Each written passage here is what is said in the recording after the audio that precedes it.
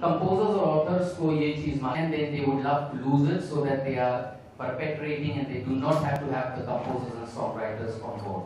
So this is in short the aspect why we have had the press meet today. So I will now open up the floor and request Javed Sahab also to address the press. जरा अंदर उधर बोलिए, शोर कम करें.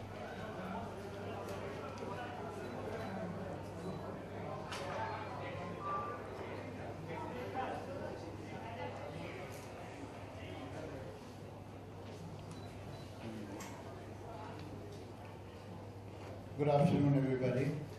I think Mr. Sanjay Chandan has rather in detail given you the background. The fact remains, in very simple words, that when music, whether it is film music, classical music, folk music, ghazal, bhajan, whatever, anything recorded is played on radios, on televisions, on FM, performed on the stage, everywhere a royalty is concerned, is generated, and a part of that royalty all over the world, including India, belongs to the composer and the lyricist.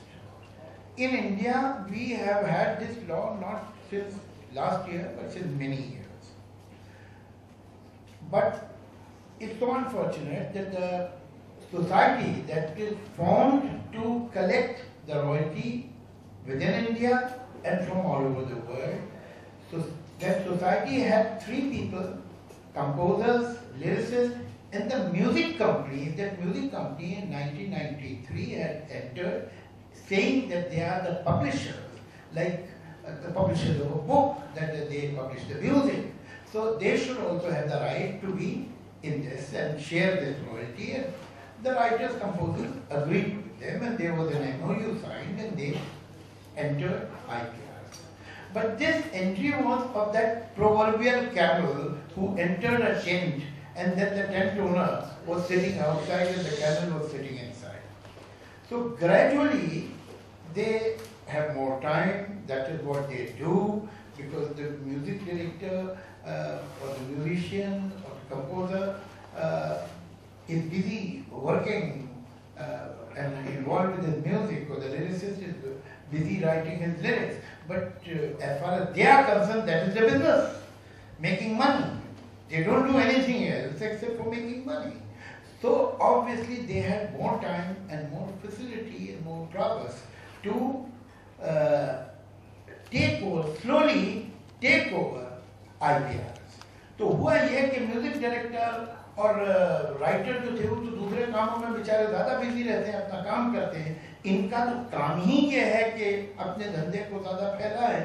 तो धीरे धीरे वो ऐसे फैले कि music director और writer तो कोने में आ गए, और वो IPR जिसमें मेहमान बन के एंटर हुए थे 1993 में, उसके ऊपर इन्होंने कब्जा कर लिया. ये बात अब मैं बहुत डिटेल में क्रोनोलॉजिकल ऑर्डर में नहीं जाऊंगा, लेकिन मोटी मोटी बात यह है कि किसी भी स्टेज पे जब राइटर्स ने इसमें इंटरवीन करना चाहा, तो इन्होंने क्या किया कि जैसे इलेक्शन एक बार हुआ 2004 में हुआ था, जिसमें कुछ राइटर जीते और गवर्निंग बोर्ड पे आ सकते थे. तो इनके एक आशा ऑडियो एक कंपनी है जो हमेशा इनके बड़े काम आती है, तो उसने IPRs पे केस किया कि ये तो जो था इलेक्शन ये ठीक नहीं था और इसमें ये गड़बड़ थी.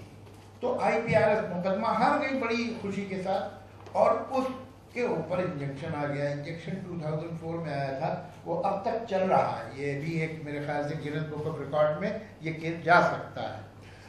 तो वो इसलिए कि जिसके ऊपर इंजेक्शन है उसको कोई जल्दी नहीं हटवाने की. हाँ, तो AGM ही नहीं होता है, जो जनरल बॉडी मीटिंग होती है उसमें इंटरेस्टेड नहीं. फिर उन्होंने एक लिस्ट कही, कोर्ट ने उनसे कहा कि आप लिस्ट दीजिए आपके कौन मेंबर हैं. तो उन्होंने जो जिसमें वो एंटर हुए थे उसमें सिर्फ अपना ही नाम दिए, 27 नाम दिए कि ये मेंबर हैं. और ऑथर और कंपोजर तो फुल फ्लेजेड मेंबर ही नहीं हो सकते हैं इसके, इसलिए कि उनके पास तो उनके कोई राइट ही नहीं है. तो वो तो ऐसे ही बेचारे हैं, असल मेंबर हम हैं, तो हम गवर्निंग बोर्ड में बैठ सकते हैं. अगर उनकी ये बात मान भी लिया है फॉर डिस्कशन से, तो इंटरेस्टिंग बात यह है कि उन्होंने प्रेसिडेंट एक राइटर को बना रखा है जिसने कभी 1980 में एक आध कोई पिक्चर में गाना लिखा था, और म्यूजिक डायरेक्टर एक सेक्रेटरी जो है म्यूजिक डायरेक्टर बना रखा है, जिसने शायद 1960s में कभी किसी पिक्चर में म्यूजिक दी थी। तो ये दोनों प्रेसिडेंट और सेक्रेटरी हैं, और साथ में दावा ये भी है कि जो म्यूजिक डायरेक्टर होते हैं, जो राइटर होते हैं, वो फुल फ्लेजेड मेंबर नहीं है, फिर भी प्रेसिडेंट और सेक्रेटरी, इसलिए कि सिग्नेचर करने के लिए ये खुद तैयार नहीं है, सारे गलत काम में सिग्नेचर इन दो आदमी से करवाते हैं, जिसका आपको मालूम हो ही जाएगा कुछ दिनों में। तो हम सरकार के पास भी गए, हमारे पास कोई रास्ता ही नहीं था।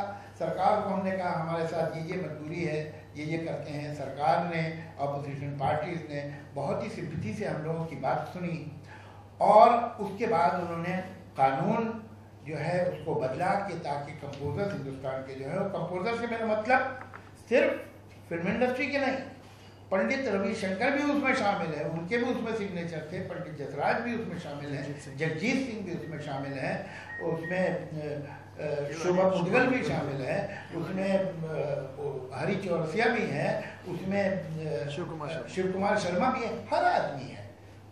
ये प्रॉब्लम हर एक के साथ है कि उनको उनकी रॉयल्टी पूरी नहीं मिल पाती। अगर थोड़ा बहुत दे भी देते हैं, इसलिए कि दुनिया से रॉयल्टी जमा करने के लिए उन्हें बताना पड़ेगा कि हमारे पास एक परफॉर्मिंग राइट सोसाइटी है जो कंपोजर्स को और लिरिसिस्ट को पैसा देती है।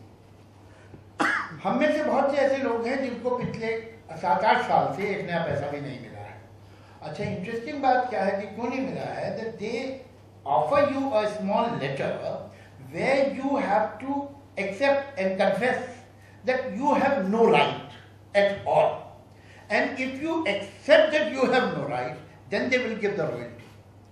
मतलब ये है कि आप ये मान लें कि आपको रॉयल्टी का कोई अधिकार नहीं है, ये आप साइन करके दें तो वो आपको रॉयल्टी देंगे। ये बात मेरी समझ से बाहर, लेकिन ऐसा वो कर रहे हैं, और ऐसे बहुत से काम किए उन्होंने।